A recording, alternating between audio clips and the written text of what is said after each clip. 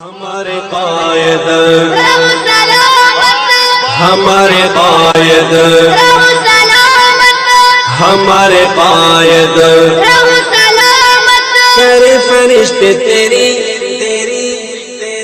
کرے فرشتے تیری حفاظت ہمارے قائد رہو سلامت ہمارے قائد رہو سلامت.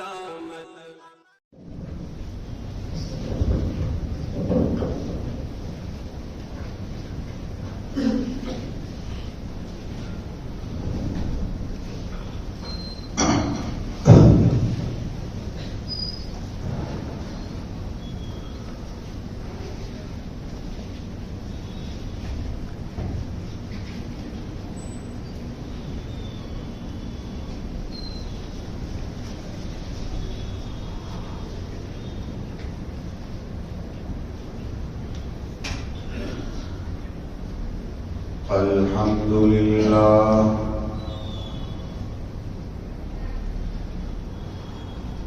الحمد لله الذي هدانا لهذا وما كنا لنهتدي لولا أن هدانا الله لقد جاءت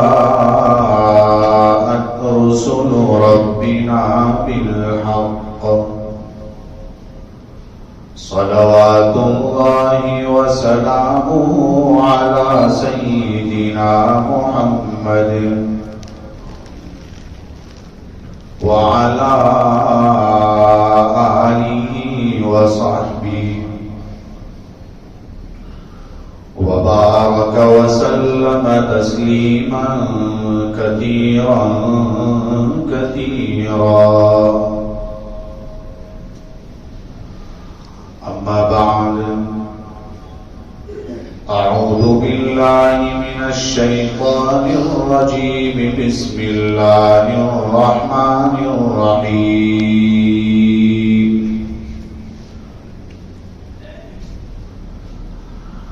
وَإِذَا نَادَيْتُمْ إِلَى الصَّلَاةِ اتَّخَذُوهَا هُزُوًا وَلَعِبًا ذَلِكَ بِأَنَّهُمْ قَوْمٌ لَا يَعْقِلُونَ.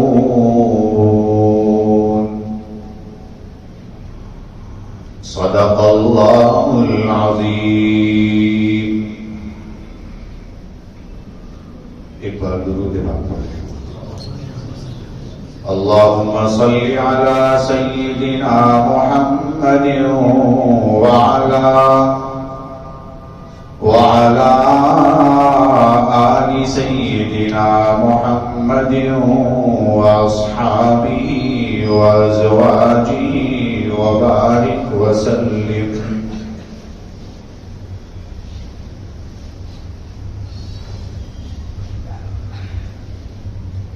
بزرگوں اور بھائیوں،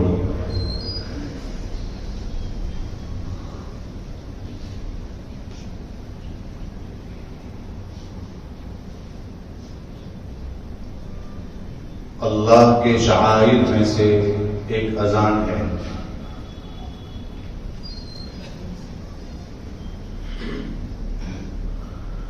شعائر یہ شعیرتن کی جمع ہے اور اس کے معنی نشانی کے آتے ہیں. شعائر ان جگہوں کو کہتے ہیں جن کو دیکھ کر اللہ کی یاد آ جائے، اللہ کی طرف جانے کا، اللہ کی محبت، اللہ کا شوق پیدا ہو جائے. ایسی چیزوں کو شعائر کہتے ہیں.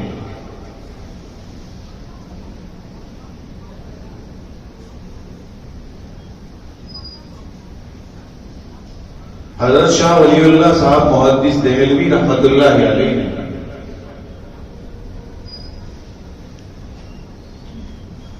حجت اللہ البالغہ میں فرمایا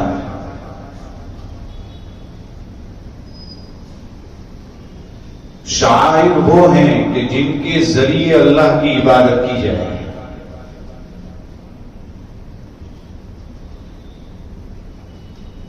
آگے چل کر حضرت فرماتے ہیں کہ بڑے بڑے اسلام کے جو شعائر ہیں وہ 4 ہیں.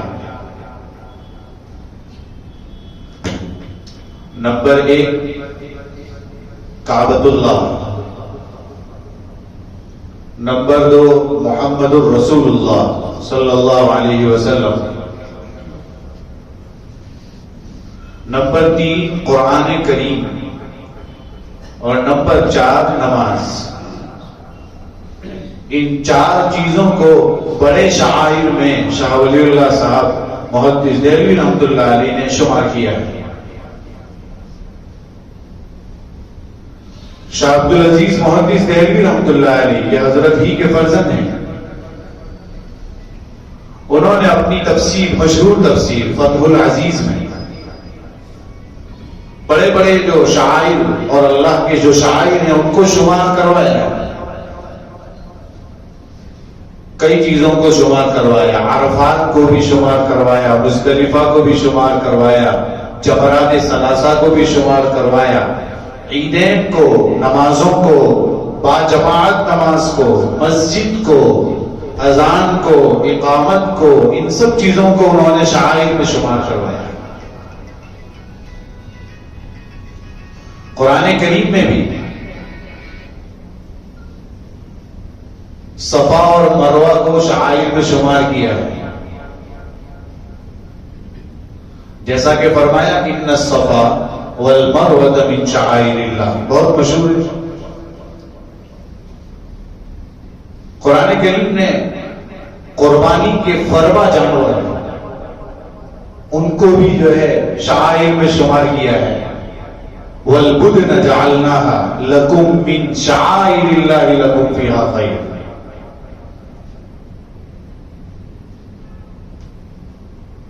خلاصہ یہ ہے کہ شعائر وہ ہیں جن کو دیکھ کر اللہ کی یاد آ جائے.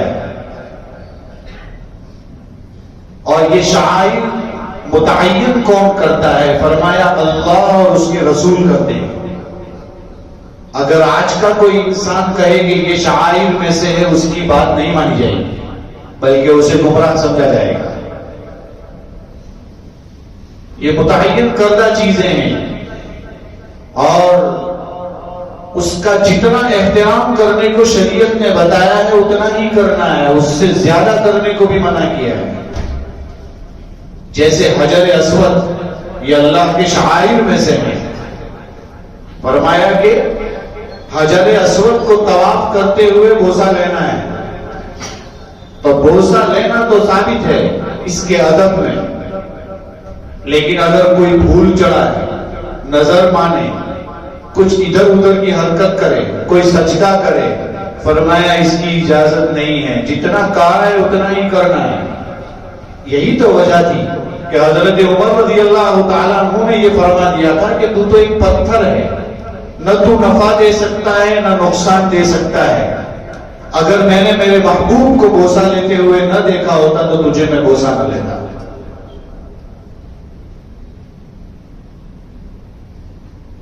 تو شعائر میں سے ایک اذان بھی ہے.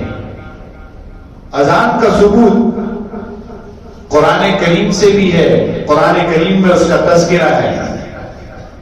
جیسا کہ خطبے میں آیت پڑھی یہ سورہ مائدہ کی آیت نمبر 58 ہے, جس میں اذان کا تذکرہ ہے کہ جب تم کو یا جب تم پکارو نماز کی طرف, وَإِذَا نَادَيْتُمْ إِلَى الصَّلَاةِ, جب تم پکارو گے نماز کے لیے تو کچھ لوگ ایسے ہوں گے جو اس کو مذاق بنائیں گے, ٹھٹھا بنائیں گے. قرآن کہہ رہا ہے. سورہ جمعہ میں اذان کا تذکرہ ہے. فرمایا یا ایھا الذین آمنوا اذا نودی للصلاۃ من یوم الجمعہ, اے ایمان والو, جب نماز کے لیے پکارا جائے تو تم مسجد کی طرف چل پڑو. وذروا البیع, اور کاروبار بند کر دو, چھوڑ دو. یہ جمعہ کی نماز کے لیے بتایا. 2 جگہوں پر قرآن میں اذان کا تذکرہ. اور ویسے حدیث سے اذان کا ثبوت وحی غیر مطلوب یعنی حدیث شریف سے ثابت ہے. نبی کریم صلی اللہ علیہ وسلم جب مدینۃ المنورہ تشریف لائے تو مسجد نبوی کی بنیاد ڈالی گئی، مسجد نبوی کو تعمیر کیا گیا. اس سے پہلے مسجد قباء بنائی گئی تھی جس کا تذکرہ قرآن میں ہے لمسجد اسس علی التقوی. لیکن اس کے بعد آپ نے مسجد نبوی کی تعمیر فرمائی، اور جب مسجد نبوی میں باجماعت نماز ہونے لگی تو پھر ضرورت پڑی کہ لوگوں کو بتایا جائے کہ نماز کب قائم ہوگی. اس کی ضرورت پڑی تو کیا کیا جائے؟ اس کے لیے آپ صلی اللہ علیہ وسلم نے صحابہ کرام کو مشورے کے لیے بلایا. جب سب جمع ہو گئے پوچھا گیا کہ بھائی بتائیے کہ اذان کے لیے جو ہے نماز کے لیے لوگوں کو دعوت دینی ہے، کیا نشانی ہوگی؟ کون سی چیز قائم کی جائے جس کے ذریعے پتا چلے کہ نماز قائم ہونے والی ہے؟ کسی نے مشورہ دیا کہ جھنڈا بلند کیا جائے، لوگوں کو بتایا جائے جب جھنڈا ہوا میں اس کو گھمائیں گے اور لوگوں کو بتائیں گے تو اس سے پتا چلے گا کہ نماز کھڑی ہونے والی ہے. اسے پسند نہیں کیا گیا. کسی نے کھڑے ہو کر مشورہ دیا کہ ناقوس بجایا جائے. انگلش والے کہتے بیل، ناقوس بیل سمجھ لیجئے، گونگ سمجھ لیجئے، اس کو بجانے کو کہا. آپ صلی اللہ علیہ وسلم نے فرمایا مسلمان اور اسلام جو ہے یہ قیامت تک آنے والا مذہب ہے، آفاقی مذہب ہے، عالمی مذہب ہے. تو چونکہ یہ تو کرسچن لوگ کرتے ہیں، عیسائی کرتے ہیں، اور ہم نہیں چاہتے کہ ہماری بات کسی کے مذہب کے موافق ہو جائے، اس لیے یہ نہیں چلے گا. کسی نے مشورہ دیا نرسنگا بجایا جائے، کلیرین کہتے ہیں انگلش والے. نرسنگا آپ ایسا سمجھ لیجئے سینگ جیسی کوئی چیز ہوتی ہے جو آگے سے تنگ ہے اور اس طرف سے کھلی ہوئی ہے. ایک طرف سے تنگ ہوتی ہے اور ایک طرف سے اس کا منہ کھلا ہوا ہوتا ہے. اس کو بجاتے ہیں، اس کی آواز بہت دور تک جاتی ہے، اس کو نرسنگا کہتے ہیں. فرمایا کہ جو ہے یہ بجا دیں گے. آپ صلی اللہ علیہ وسلم نے اسے بھی پسند نہیں فرمایا. کہ یہ تو یہودیوں کی نشانی ہے، یہ ہمارے مذہب کے لیے نہیں چلے گی. کسی نے مشورہ دیا کہ آگ جلائی جائے اونچی جگہ پر.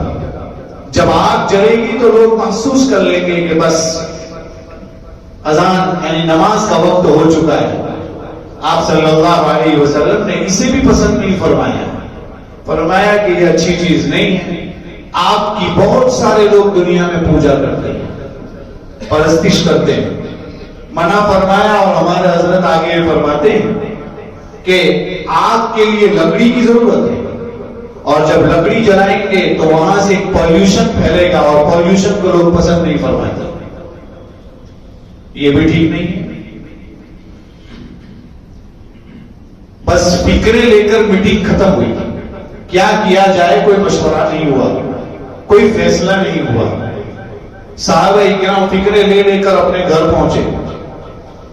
جب اپنے گھر پہنچ گئے آپ جانتے ہیں کہ ایک صحابی ہے حضرت عبداللہ ابن زید ابن عبد ربی رضی اللہ عنہ، انصاری صحابی ہیں.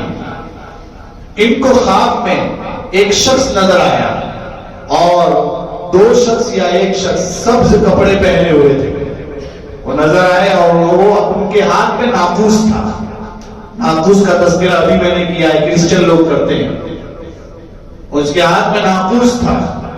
انہوں نے کہہ دیا، یعنی عبداللہ ابن زید کہتے ہیں مجھے چاہیے. بیچ رہے ہیں آپ؟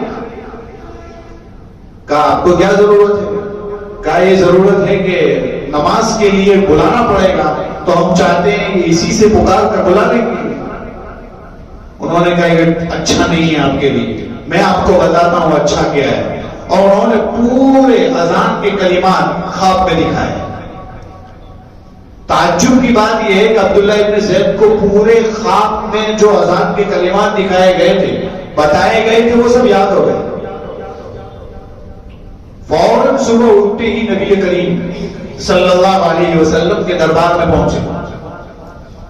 بالکل صبح سویرے کا وقت ہے اور آپ صلی اللہ علیہ وسلم کے سامنے پورا خواب بیان کیا. فرمایا اللہ کے رسول یہ کلمات مجھے دکھائے گئے. آپ نے فرمایا یہ من جانب اللہ ہے, اللہ کی طرف سے ہے, اور کسی کو رکھا جائے بس یہی علامت ہوگی. جبکہ یہی کلمات 20 دن پہلے حضرت عمر رضی اللہ عنہ کو بھی دکھائے گئے تھے, ان کو بھی خواب آیا تھا. بعد میں پتا چلا کہ 10 سے زائد صحابہ اکرام رضوان اللہ علیہم اجمعین انہوں نے گواہی دی کہ ہاں یہی کلمات ہمیں بھی بتائے گئے خواب میں. تو اس سے یقین ہو گیا. پھر آپ صلی اللہ علیہ وسلم پر وحی بھی آئی. بہرحال یہ کلمات متعین ہو گئے, فائنل ہو گئے, اس کا فیصلہ ہو گیا. یہ مقدر میں تھا عبداللہ ابن زید کے, ورنہ بہت سارے صحابہ نے دیکھا تھا. آپ صلی اللہ علیہ وسلم نے کلمات سنتے ہی حضرت بلال رضی اللہ عنہ کو بلایا اور عبداللہ ابن زید سے کہا کہ یہی کلمات بلال کو بتاتے جائیے, وہ پکاریں گے, چونکہ یہ زور سے کہنے پڑیں گے. اسی لیے فرمایا کان میں انگلیاں ڈالنی ہے, اور جب کان میں انگلی ڈالی جاتی ہے تو اس کی حکمت یہی ہے کہ آواز بلند ہوتی ہے. کان میں انگلی ڈال کر اس کو پکارنا ہے. حضرت بلال جوہری الصوت تھے, ان کی آواز بڑی بلند تھی, بڑی خوبصورت تھی, بڑی عمدہ تھی. تو ان کو بلا کر کہا گیا کہ آپ پکاری اذان کو. اور ہمارے حضرت تو یہ فرماتے ہیں کہ اصل میں حضرت بلال کو اس لیے کہا گیا کہ حضرت عبداللہ ابن زید بیمار تھے. بہرحال یہ اذان متعین ہو گئی اور آج تک چلی آ رہی ہے. اذان کی ایک معنویت ہے. فرماتے ہیں کہ برادران اسلام جو خفا ہوتے ہیں کہ اذان کیا ہے کیا نہیں ہے, لیکن ان کو اذان کے اصل میں معنی نہیں معلوم ہے. اذان میں کہیں پر بھی کسی کو مارنے کا حکم نہیں ہے, کسی کو کاٹنے کا حکم نہیں ہے, کسی کو تکلیف پہنچانے کا حکم نہیں ہے, بلکہ اذان تو مکمل سلامتی ہے, کچھ نہیں ہے اس میں. دیکھیے شروع کے 4 کلمات. فرمایا اللہ اکبر اللہ اکبر. کیا فرمایا کہ اللہ سب سے بڑے ہیں, دنیا کی سب چیزیں کچھ نہیں ہے, سب سے بڑی ذات اللہ کی ہے. یہ 4 مرتبہ پکارنے کو کہا, بار بار. جب یہ کہہ دیا, لوگوں کے دلوں میں بٹھا دیا کہ اللہ ایک ہے, تو آگے گواہی دینے کو کہا. اشہد ان لا الہ الا اللہ, میں گواہی دیتا ہوں کہ اللہ تعالیٰ کے سوا کوئی معبود نہیں ہے. اس میں تو کوئی شک بھی نہیں ہے. اسی نے آسمان بنائے, اسی نے زمین بنائی, اسی نے پودے, اسی نے درخت, اسی نے ہوائیں قائم کی. وہی گرمی بھی لاتا ہے, وہی ٹھنڈی بھی لاتا ہے, وہی بارش بھی لاتا ہے, رزق کا انتظام بھی وہی کرتا ہے. تو پھر عبادت کیے جانے کے لائق بھی وہی ذات ہے. اس لیے گواہی دینے کو کہا کہ میں گواہی دیتا ہوں کہ اللہ تعالیٰ کے سوا کوئی معبود نہیں ہے. اور یہ بتایا کس نے؟ 360 ملک کی کوئی حیثیت نہیں, 33 کروڑ خداؤں کی کوئی حیثیت نہیں. 33 کروڑ خدا ہے. اکبر الہ آبادی کہتے ہیں ہر کنکر ان کا شنکر ہے اور ہر پتھر ان کی دیوی ہے. اپنا تو خدا ہے, واحد ہے, لاکھوں کی عبادت کون کرے؟ اس کی کوئی حیثیت نہیں ہے. یہ حیثیت کوئی نہیں ہے اور صرف اللہ ایک ہے. اس کو بتایا کس نے؟ نبی کریم صلی اللہ علیہ وسلم نے. ہر نبی نے اپنی قوم کو بتایا. اخیر میں آپ صلی اللہ علیہ وسلم تشریف لائے, انہوں نے اپنے صحابہ سے اور صحابہ کے واسطے سے ہم تک یہی پیغام پہنچا, اور قیامت تک کے لیے یہی پیغام ہے کہ عبادت کیے جانے کے لائق ایک ہی ذات ہے, وہ اللہ ہے.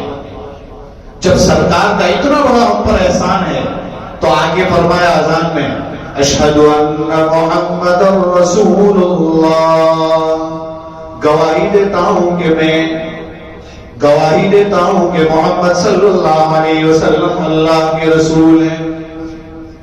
ایک 3 چیزیں, پہلے جو ہے وحدانیت, پھر اللہ کے رسول کی رسالت. یہ جو 2 چیزیں بیان کی فرمایا یہ بیسک ہمارا عقیدہ ہے، یہ ہمارا عقیدہ ہے بیسک۔ جب یہ عقیدہ مکمل ہوا تو فرمایا جب آپ نے مان لیا کہ اللہ ایک ہے، اسی کی عبادت ہوگی۔ اور یہ بتانے والے سرکار ہے، انہوں نے یہ بھی بتایا ہے کہ سب سے عظیم عبادت نماز ہے، اس لیے فوراً کہا حی علی الصلاۃ، آ جاؤ نماز کی طرف۔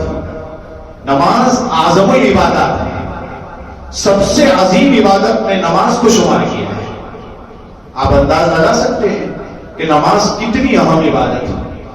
آج کل مسئلہ کیا ہے؟ آج کل مسئلہ یہی ہے میرے بھائیوں کہ اذان تو ہو رہی ہے تو پرنٹ میڈیا، سوشل میڈیا میں آپ پڑھتے ہوں گے، اخبارات تو آپ پڑھتے ہی ہوں گے، نیوز دیکھتے ہوں گے، لکھنے والے لکھ رہے ہیں کہ اذان اس لیے ہو رہی ہے کہ مسجد جاؤ۔ وہ کہتے ہیں تمہیں ضرورت کیا ہے اذان کی؟ تم تو جو ہے چائے کے گلوں پر کھڑے رہتے ہو، تم تو جو ہے پان کے گلوں پر کھڑے رہتے ہو، ہم تو یہ دیکھ رہے ہیں کہ اذان ہوتی ہی کوئی مسجد نہیں جاتا، تو پھر اس کی ضرورت کیا ہے؟ ایسا لوگ کہہ رہے ہیں۔ یہ ہماری کوتاہی ہے میرے بھائی۔ جیسا کہ مسجد آج جو ہے ہمارے ملک کا ایک مرکزی موضوع بن گیا ہے، ادھر کی مسجد، ادھر کی مسجد، ادھر کی مسجد، کوئی کیا کر رہا ہے اس کی طرف توجہ مت کیجیے، اس طرف توجہ کیجیے کہ ہماری کوتاہی کی وجہ سے ایسا ہو رہا ہے۔ کیوں؟ ہم نے مسجدوں کو کہاں قائم کیا ہے؟ ہم نے مسجدوں کو کہاں آباد کیا ہے؟ ہماری کوتاہی کی وجہ سے وہ ذات ناراض ہے۔ یہی تو وجہ ہے کہ ہم نے مسجدوں کو صحیح طور پر استعمال نہیں کیا۔ مسجد ذکر کی جگہ تھی، مسجد تلاوت کی جگہ تھی، مسجد نماز پڑھنے کی جگہ تھی، اور مسجد بہت ساری چیزوں کی جگہ تھی، نیک اعمال کرنے کی جگہ تھی۔ لیکن رمضان کے علاوہ آپ دیکھیے مسجدوں کا حال کیا، جمعہ کے علاوہ آئیے، فجر میں آئیے، کبھی کتنے لوگ ہوتے ہیں۔ تو میرے بھائیوں، لوگوں کو کہنے کا موقع بھی ہماری وجہ سے مل رہا ہے، یہ ہماری کوتاہی ہے۔ تو میں یہ عرض کر رہا تھا کہ اذان کے معنی لوگوں کو بتانے کی ضرورت ہے۔ آج اذان سن کر مسجدوں کی طرف ہمارا رخ نہیں ہو رہا ہے، یہ ہماری کمزوری ہے۔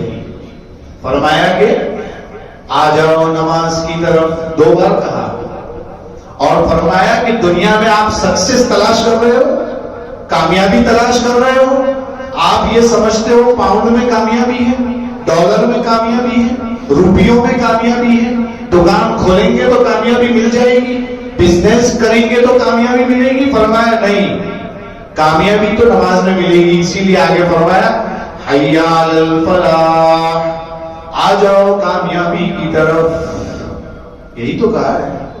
اور اتنا اچھا پیغام اگر ہمارے بھائی سن لیں گے، برادران وطن سن لیں گے، اس میں کہیں پر بھی ایسا نہیں کہا ہے کسی کو مارا جائے، کسی کو ڈانٹا جائے، کسی کو قتل کیا جائے، کہیں پر بھی نہیں ہے۔ شروع میں تو بیسک عقیدے بیان کیے، اور اس کے بعد کامیابی کیا ہے وہ بتایا، عبادت اہم ترین کیا ہے وہ بتایا۔ فرمایا آ جاؤ اس کی طرف، ختم اتنا ہی کہا ہے۔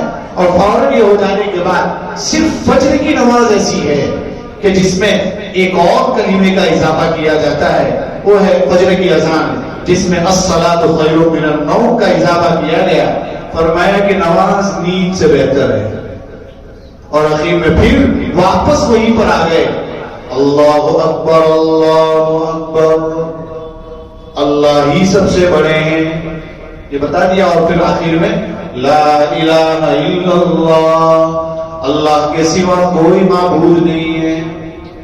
یہاں پر ہماری اذان مکمل ہوتی ہے۔ یہاں ایک مسئلہ ہے کہ نبی کریم صلی اللہ علیہ وسلم سے اذان دینا ثابت ہے کہ نہیں۔